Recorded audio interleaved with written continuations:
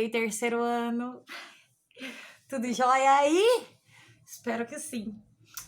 Vamos lá falar de uma mudança significativa na história. Vamos falar do Renascimento e vamos falar de Revolução Científica, né? Que tá meio junto ali. Difícil falar onde começa um, termina outro, começa um. Então vamos lá. Vocês já assistiram, né? Sheldon. Tudo começou na Grécia Antiga. E tudo começou na Grécia Antiga. The Big Bang Theory, né? Só pra dizer. Por quê? Lá começou esse negócio de busca pela verdade, né? E as primeiras verdades foram estabelecidas lá, né?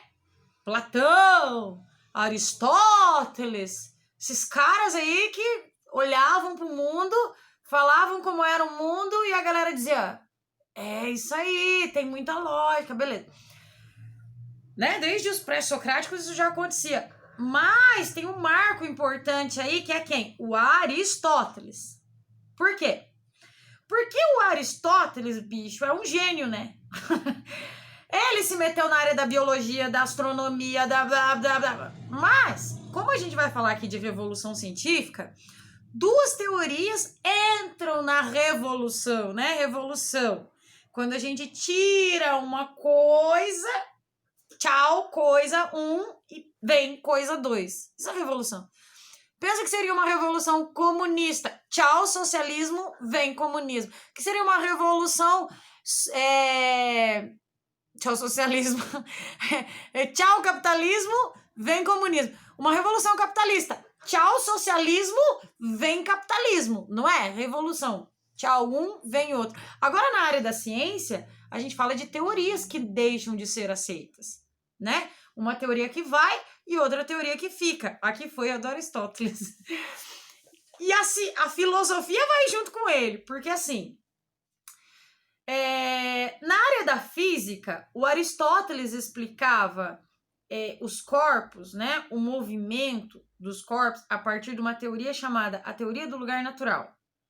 Então tinha esse movimento aqui e o movimento de mudança, que era lá na metafísica, nos conceitos de ato e potência. Vamos parar na física, tá? Então assim, quando você pergunta desse movimento aqui, esse movimento, certo? Por quê? Acontece. Você vai falar, gravidade, professor. Não, isso é da modernidade. Aristóteles, século IV a.C. Esse movimento, de novo, pergunto pra você, por que ele acontece? Não sei, professora, como explicar isso. O Aristóteles vai dizer assim, primeiro que não tem movimento. Os corpos não se movimentam. Você fala, oi? Se o movimento é a saída do ponto A para o ponto B, eu acabei de ver que esse corpo se movimentou. O Aristóteles vai dizer, nunca. Os corpos... eles vão buscar pelo seu lugar natural, certo? E qual que é o lugar natural dos corpos? Em repouso, porque um corpo, ele fica em repouso. Quando você vê esse movimento aqui, o que você tá vendo é a busca, segundo Aristóteles, é a busca deste corpo aqui pelo seu lugar natural. E o lugar desse corpo, o lugar natural dele é para baixo, certo? Veja bem, velho, se eu deixo esse bagulhinho aqui da caixinha do apontador. Se isso aqui se movimentar da minha mão sem que nada aqui fora movimente, eu não volto mais nesse quarto nunca, né? Essa coisa do demônio. Movimento sozinho? Não movimento sozinho. Ele tem a busca pelo seu lugar natural, certo? Busca o repouso no seu lugar natural. Busca o repouso no seu lugar natural. Aí você tem que perguntar para Aristóteles. Ô tio Ari, e como eu sei qual que é o lugar natural dos corpos? Porque tem corpos que faz assim, tem corpos que, né, para cima. Ele vai dizer assim, ó. Eu, Aristóteles, vou retomar a teoria do meu amigo pré-socrático Empédocles, que dizia que tudo que existe na natureza vem do movimento de agregação e desagregação de 4 elementos. Terra, fogo, água e ar, certo?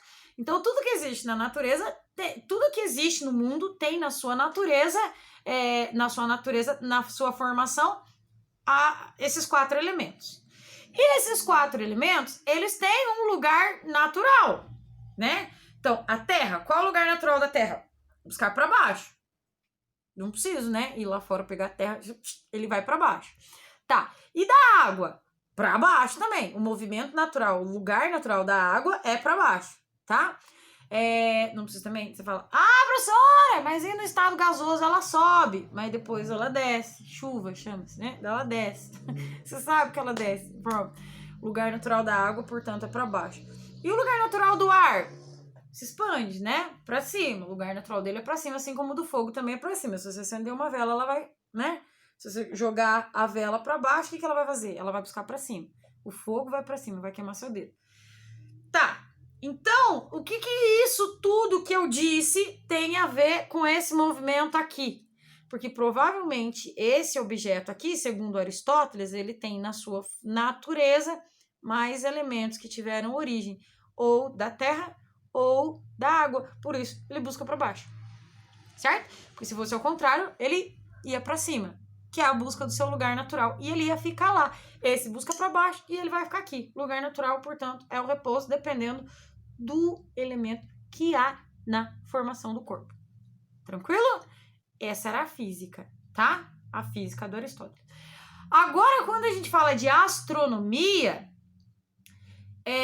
alguns conceitos são importantes para você fazer vestibular, tá? Ó, eu vou falar aqui para você. Ela é geocêntrica, ela é hierarquizada e ela é finita. Por que geocêntrica? Porque Aristóteles, né, assim como Ptolomeu, acreditavam que a Terra é o centro do universo. E isso não é difícil de você entender por que esses caras chegaram nessa conclusão. Você sabe que o universo, né, você tá parado aqui e no momento que você olha, parece mesmo que o Sol tá girando, né? O Sol tá girando, não parece que o Sol tá? Parece que o Sol tá girando. Então, a gente pensa que nós estamos parados e gira. Aí o Aristóteles começou a fazer algumas anotações, né? Por exemplo, daqui eu olho a Lua, anoto a distância da posição da minha observação hoje. E amanhã. E depois. Anoto. Imagina aí ao longo de 5 anos de observação, você vai perceber que a Lua, ela dá volta assim, em torno da Terra. Veja bem por dedução. Se o Sol dá volta em torno da Terra, a Lua dá volta em torno da Terra, a Terra tá no centro, tá tudo dando volta em torno dela. Certo? Portanto, sistema geocêntrico, a Terra no centro. Agora, hierarquizado, por que carambas? Que não pode falar a palavra. Por que carambas? Porque... Lembra que eu disse que o Aristóteles disse que na Terra tudo é formado dos 4 elementos? Essa regra não vale para os corpos que, segundo Aristóteles, estão acima da rota da Lua. E para ele ficava assim, ó. A Terra, certo? A Lua, aí tinha Mercúrio, se eu não me engano, depois para ele era Vênus e daí o Sol, tá? E lá no final, ele dizia, claro, e ele dizia assim que tinha umas que ele observou que ficavam paradas, eram as estrelas fixas, onde o universo acabava. Por isso é finito, tá? Mas qual que é a grande sacada aí de ser hierarquizado? Da esfera supralunar, ou seja, acima da Lua, os corpos eram compostos de uma substância chamada éter. Não é essa que você estuda na química, cabeça. Ó, o éter lá para Aristóteles era uma substância perfeita, cristalina e brilhante. Ele acreditava mesmo que a Lua era uma esfera perfeita, toda bonitinha. Sabe quando você faz uma massinha de modelar? Você faz assim, não deixa um buraquinho, tudo certinho. Porque é composto do elemento éter, que era perfeito, tá? Então a esfera supralunar era perfeita e a sublunar abaixo da Lua nossa, as coisas não são perfeitas, cristalinas, brilhantes e bonitinhas. Por isso, a Igreja Católica, inclusive, pode se fiar nas teorias do Aristóteles. Lembra que eu falei para você da escolástica, que a gente retoma o pensamento aristotélico para tentar encaixar dentro do cristianismo, para dar sustentação para o cristianismo? Lembra? Veja bem, o céu é perfeito, a terra é imperfeita. Tava tudo fluindo, tudo muito bem. A igreja, né? Você fala lá do Tomás de Aquino, século XII, depois de Cristo, ainda retomando as teorias do Aristóteles. Mas só que começa a ter alguns problemas, né? Começa a ter alguns problemas, porque a igreja, a gente é teologia e filosofia junto para explicar o mundo, né? Só que a igreja, ela começa a ter alguns problemas, né? Lembra que eu disse para você lá com o Agostinho que a igreja católica dizia que Deus é bom, lembra? E que a origem do mal está na liberdade humana? Ora, se a igreja é representante desse bem, nela não pode haver mal. E lembra que eu disse que o Cristo era a verdade? Então a igreja tinha que trazer a verdade, porque ela é representante de Deus. São esses os princípios que foram construídos, entende? Só que aconteceram algumas coisas ao longo do trajeto histórico que você deve se lembrar aí, eu não vou aqui, porque senão esse vídeo vai ficar muito grande, que foram fazendo as pessoas perderem essa confiança nisso que a igreja dizia. Vou dar um exemplo para você. Durante a peste negra, por exemplo, enquanto as pessoas morriam, você espera o quê? Você espera né? Morrer é o mal, ficar doente é o mal. Então, quem tem que vir com bem? A igreja católica.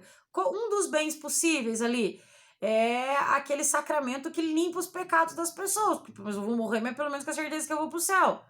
Mas os padres não ficaram lá para ajudar os doentes. Muitos saíram dos lugares afetados, né? E aí as pessoas morrem sozinhas. Isso não é bem no mundo, isso é mal. Quando você pensa na venda do perdão dos pecados, isso não é bem no mundo. Claro que não, porque só os ricos vão pro céu. Eu vou conseguir comprar o perdão dos meus pecados? Eu sou professora de filosofia, né? Eu não fiz medicina e nem astronomia e não fui pra lua. Não tem como que eu vou comprar o perdão dos meus pecados. Nossa, eu fiz filosofia. Enfim, tô brincando com os estereótipos, né? Enfim, ou não. Enfim, como comprar o perdão para tantos pecados? Dependendo do pecado, o preço do perdão, né? Agora você pensa bem. Pensa numa plebe, pensa numa classe camponesa que é pobre, que sofria, mas que acreditava, mas que não podia ir pro céu. Isso é bem ou mal no mundo? Isso é mal. Vindo de quem? Da igreja, entende? A venda de objetos sacros e aí por diante. Mas, tô falando já dos princípios do Renascimento, da Revolução.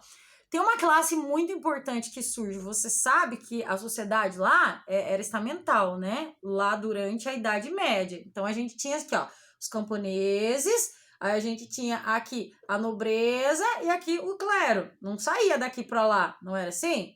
E quem tinha terra era o nobre, lembra? Eles tinham títulos, honrarias, eles tinham uma boa posição lá. E os camponeses não tinham nada.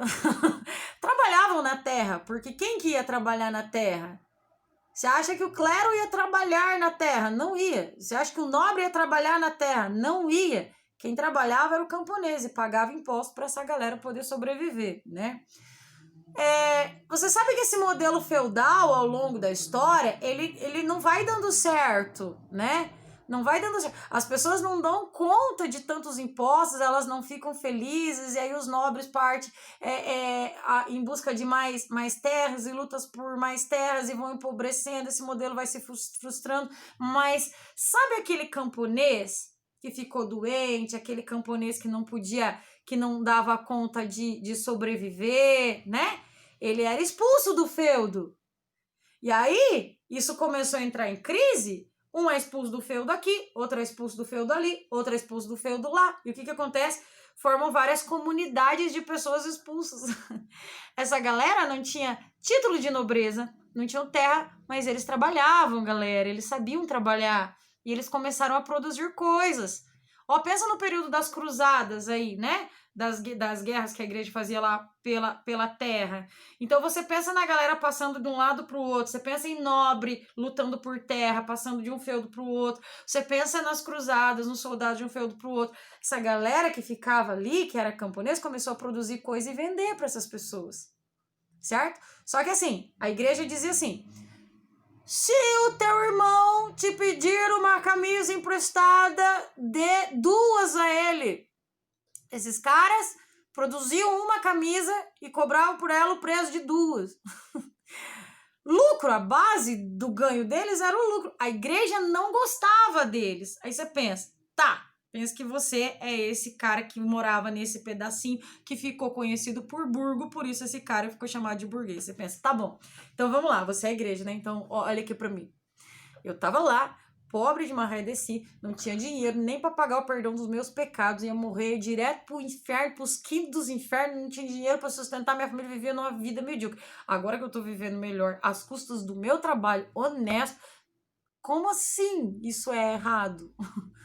Como assim? Foi o meu trabalho que eu coloquei ali. Consegue entender? Qual que é o grande problema dessa classe para a igreja? Essa classe começa a crescer. Crescer em sentido de quantidade e em sentido de posses, de ter dinheiro, né? Começa a fazer alianças com alguns nobres. E aí, se a igreja não gosta deles, aí é um problema, né?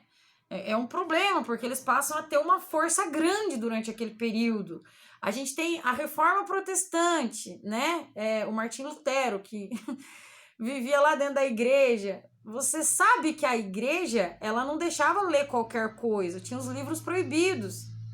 Então, o clero tinha acesso a esses livros, só que o Martinho Lutero era de lá do clero. E um dia, ele pregou 95 coisas que ele discordava na porta da catedral, né? Aí o burguês, imagine o contexto histórico, o burguês olha e diz assim, velho, não tá legal, né? Não, você foi excomungado, pois é, a gente também não tá legal. O que você precisa aí pra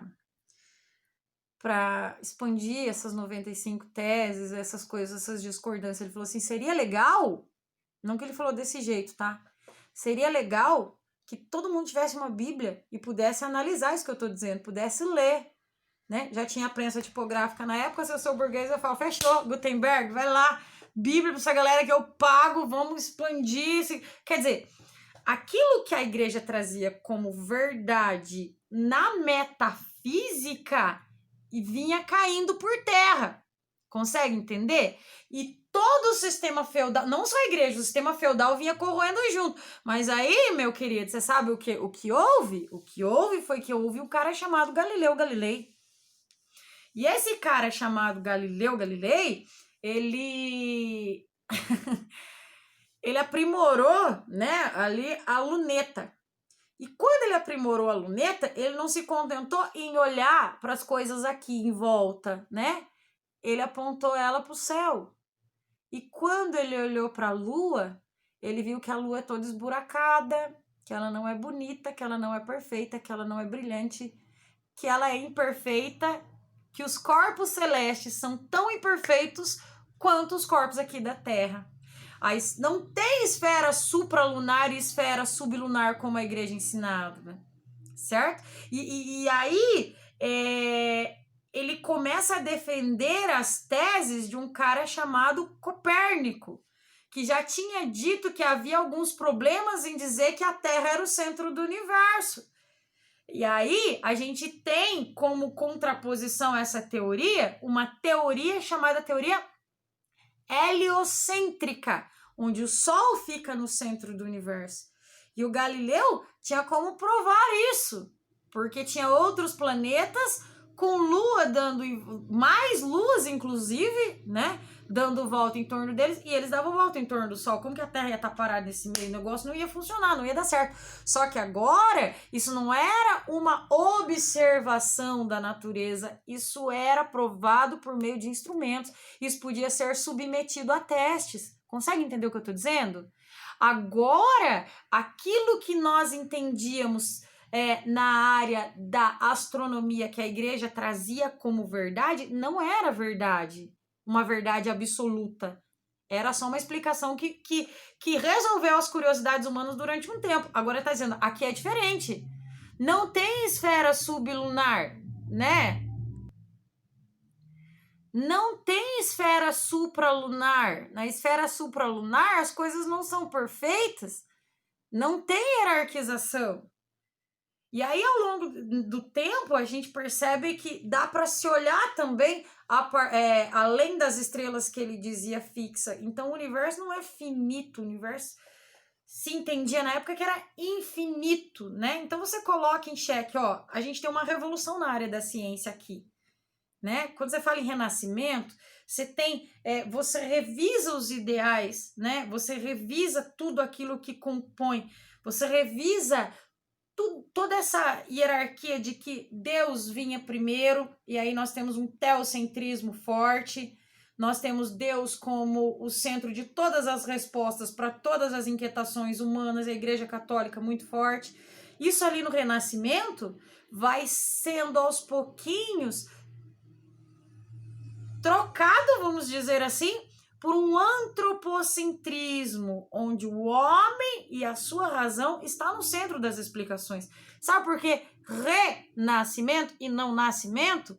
Porque esse antropocentrismo já vinha lá da Grécia Antiga. Isso já tinha acontecido na história antes.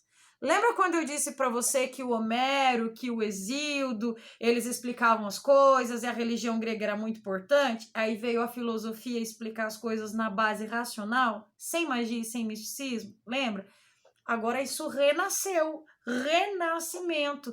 Não quero mais explicar as coisas com base nos dogmas, não quero mais explicar as coisas com base nas doutrinas, naquilo que a igreja traz de cima para baixo. Eu quero explicar as coisas racionalmente. Então nós temos um renascimento, a retomada do antropocentrismo grego lá. E isso vai aparecer em diversas áreas, né? Esse homem tentando explicar as coisas racionalmente. Vai aparecer na arte, vai aparecer numa série de áreas do conhecimento humano e agora começou na ciência. E aí nós tínhamos como explicar isso. A gente mudou o foco na astronomia, certo? Ao longo com o passar do tempo. Mas na física também, você sabe o que aconteceu? O Aristóteles, ele sempre se perguntava assim, por que um corpo cai? Porque ele busca o seu lugar natural, porque tudo na natureza tem um lugar natural, é tudo bonitinho, fechadinho, organizadinho. O universo é finito, eu sei onde começa, eu sei onde termina, né? As coisas são organizadas, esfera supralunar, esfera sublunar, é tudo muito lindo. Eu sou Aristóteles e eu tô vendo que tudo aqui tá certo. Cada coisa tem o seu lugar natural, cada coisa cumpre uma finalidade. Agora o Galileu diz, não é assim. Não tem fim. A Terra não tá no centro. Na verdade, nós somos uma poeirinha solta no ar. Nós estamos perdidos, né? Aqui. Eu não sei nem como isso tudo tá dando certo, porque o planeta Terra, se você pensar dentro do universo, o planeta tá solto. Então, não tá no centro mais, como a igreja dizia, como a igreja defendia. Claro que o Galileu foi chamado à Inquisição, né? E aí, e também porque na parte da física, quando o Aristóteles dizia que tudo tem um lugar natural, o Galileu passou a se perguntar diferente. Ele diz assim, ó, eu não quero saber por que um corpo cai. Eu não quero saber por que esse movimento. Não quero saber por quê. Eu quero saber como ocorre esse movimento. E eu vou descrever isso numa linguagem matemática, certo? Velocidade inicial, velocidade final, aceleração constante, você entende isso muito mais do que eu, né? Depois o Isaac Newton vai aprimorar isso lá nas leis, né, dele, enfim. Mas, ó, volta para as áreas do conhecimento que eu venho falando com você desde o começo do ano. A gente tinha lá a primeira forma de conhecimento, lá nos hominídeos ainda, senso comum, cuja base era a empiria. Nós temos depois religião, né? Metafísica, questionamentos metafísicos, homo sapiens, magia e misticismo. Aí nós temos o surgimento da filosofia, cuja base é a explicação racional, assim como Aristóteles fazia na física, ele explicava racionalmente a queda de um corpo, tá? Agora, nós temos a descrição das coisas por meio de fórmulas. Isso é novo na história. Isso não existia. E aí nós temos uma nova área do conhecimento, porque essa característica não se encaixa em nenhuma das outras, e aí surge a ciência. Ciência como você conhece hoje, né? E aí o Galileu propõe um método também para que a gente explique a queda dos corpos, para que a gente explique o movimento dos corpos, né? Um método experimental. Então você observa algo, você verifica uma regularidade nesse algo, você lança uma hipótese, você faz uma regra geral, né? Então, assim, tem um problema na natureza, eu lanço uma hipótese para resolver aquele problema, eu submeto isso a testes e eu lanço uma regra geral. Agora, o cientista, ele não vai mais ficar pensando sobre o universo que é perfeito, redondinho e bonitinho. Sabe o que ele vai fazer? Ele vai seguir um método pré-estipulado para explicar uma determinada parte do universo. porque não é possível explicar o universo como um todo mais, porque eu nem sei onde ele começa, onde ele termina. Entende? Eu não quero mais explicar o universo como um todo. Eu nem sei onde ele começa, onde ele termina. Eu quero descrever as coisas como elas são. De preferência numa linguagem matemática. E aí, quando você tinha lá a explicação qualitativa do Aristóteles, porque explicava a queda dos corpos a partir da sua qualidade dentro dos 4 elementos, aqui você tem no Galileu uma descrição quantitativa, que usa a matemática para descrever a queda dos corpos, que usa a matemática para descrever o mundo. A gente tem a retomada da geometria como forma de descrição e não os dogmas da igreja e não mais tudo aquilo vinculado dentro do teocentrismo religioso, tá? Claro que a filosofia vai ficando de lado junto com a religião aí, né? Enquanto aquela mãe que chega e diz, eu que explico isso, a filosofia vai ficar de lado. Porque quando a gente fala de método científico, a gente fala de regras estipuladas, só que cada área do conhecimento vai ter uma. Imagine que a regra da física é diferente da regra da biologia. A regra da química é diferente da regra da biologia e da física. Então, cada área do conhecimento, ninguém mais tem a pretensão de explicar o universo como um todo, porque ele é grande demais. Isso era só a filosofia que queria fazer, não é? Isso era só a teologia que queria fazer. Agora nós temos várias áreas explicando segmentos do universo, cada uma a partir de um método para eu focar nessa parte aqui. Eu vou explicar isso aqui e o todo, não sei. Isso aqui eu sei explicar. E eu vou seguir esse método e eu vou descrever numa linguagem matematizada, dependendo da área que eu tô, tá? Revolução na área da física, revolução na área da astronomia, revolução na forma de explicar, revolução na postura humana diante da natureza. Agora eu não olho mais a natureza como... Lembra que os gregos antigos olhavam a terra e chamavam ela de Deus?